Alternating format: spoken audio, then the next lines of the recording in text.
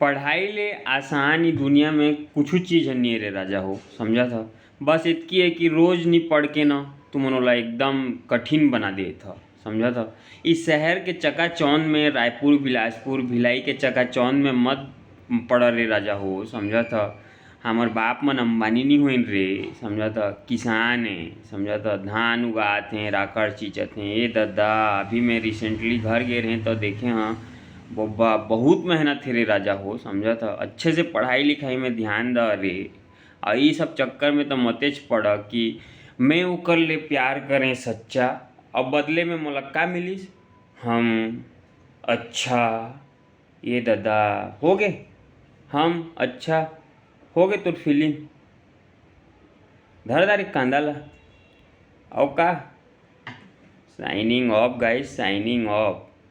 माने रोज कम से कम 3 घंटा 4 घंटा एक ठी शेड्यूल फिक्स कर ल और पढ़ रे राजा हो, समझा था। बाकी घुमाई फिराई हाथ में हाथ धर के घुमाई फिराई भी जरूरी है, लेकिन सबसे ज़्यादा जरूरी जोन चीज़ ला करे बर आए ह तिला कर, समझा था।